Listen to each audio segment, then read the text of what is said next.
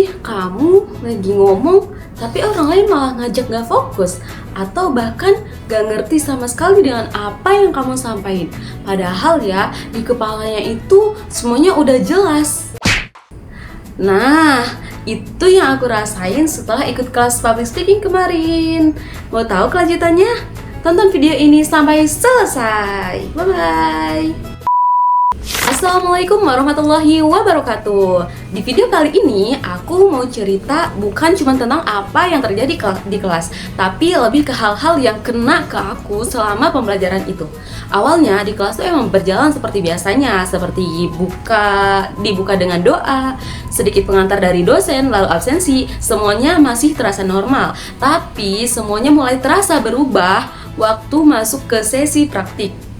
Penampilan pertama yaitu dari Rahma Maulida. Dia berperan sebagai guru dan jujur, aku sampai lupa kalau dia itu teman sekelas aku sendiri. Cara dia menjelaskan itu runtun, tenang, meyakinkan, dan nggak berlebihan. Tapi justru di situ letak kuatnya, kayak lagi beneran ngajar di kelas gitu. Dan di situ aku mulai mikir, ternyata public speaking itu bukan soal terlihat keren, tapi soal bagaimana orang lain bisa percaya sama apa yang kita sampaikan. Nah, yang kedua nih ada Syifa Nurfadila. Dia paling membekas buat di hati. Dia sebenarnya cosplay sebagai penceramah atau pendakwah. Dia menyampaikan tentang tawakal, yaitu berserah diri kepada Allah Subhanahu wa taala, tapi bukan sekedar menjelaskan. Dia seperti mengajak kami sebagai audiens itu masuk ke dalam ceritanya, ke dalam perasaan yang sedang dia sampaikan, sehingga kelas yang tadinya biasa aja, yang tadinya ribut, tiba-tiba jadi hening.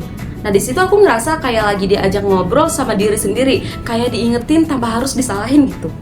Nah, di situ aku mulai sadar ternyata kekuatan public speaking itu ada di rasa, bukan cuma di kata. Lalu yang terakhir nih ada Rizky. Dia sebagai pelatih atau coach paskibra. Nah, secara penampilan dia kuat banget, tegas, jelas, penuh energik.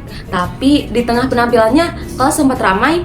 Nah, dia tuh tetap lanjut. Nah, disitulah aku belajar satu hal penting. Kadang bukan soal kita kurang yang bagus, tapi kurang mengambil kendali atau kurang menempatkan sesuai tempatnya. Karena public speaking itu bukan cuma tentang berbicara, tapi juga tentang bagaimana kita mengajak audiens untuk benar-benar hadir bersama kita. Oke, lalu setelah sesi praktik selesai, dilanjut dengan presentasi kelompok 5. Nah, di kelompok 5 ini ternyata public speaking itu bukan cuma tentang tampil di depan banyak orang, tapi ini adalah skill hidup. Dipakai waktu presentasi, diskusi, bahkan saat kita ingin menyampaikan pendapat atau meyakinkan orang lain. Nah, aku juga sadar ternyata ada banyak gaya public speaking. Ada yang persuasif, yang tujuannya mengajak orang lain sepakat, dan ada yang informatif, yang fokus menyampaikan informasi, dan ada juga yang motivasi, yang tujuannya membangkitkan semangat. Dan yang menarik di setiap gaya yang saya utarakan tadi, yaitu setiap gaya itu punya rasa yang berbeda-beda. Selain itu juga cara penyampaiannya juga berbeda-beda. Ada yang spontan, tanpa persiapan, ada yang pakai naskah, dan ada banyak hal lainnya. Dan jujur ya, yang paling aku suka itu pakai poin, karena terasa lebih natural dan tetap terarah sih ya. Nah, yang gak kalah penting itu ternyata persiapan. Persiapan itu sangat berpengaruh teman-teman. Mulai dari percaya diri, memahami materi, sampai hal-hal kecil seperti cara kita membuka pembicaraan. Karena kalau kita nggak siap, kita nggak cuma berbicara, tapi kita tahu arah kita mau kemana. Oke, di akhir sesi ada satu pertanyaan yang muncul dari audiens. Temanku bertanya, gimana sih cara mengatasi kita kalau ngomong tapi orang lain gak ngerti? Nah, jujur ya, itu emang sering banget terjadi. Kadang kita ngerasa udah jelas, tapi ternyata belum sampai ke orang lain. Dan mungkin jawabannya bukan soal kita harus lebih pintar, tapi kita harus lebih sadar. Dan mungkin jawabannya bukan soal kita harus lebih pintar, tapi kita harus lebih sadar. Sadar cara kita ngomong, sadar tempo kita, dan sadar apakah orang lain itu benar-benar mengikuti kita atau tidak. Mungkin kita perlu latihan ngomong lebih pelan, lebih jelas, dan lebih terstruktur, atau bahkan sederhananya berani untuk berhenti sejenak.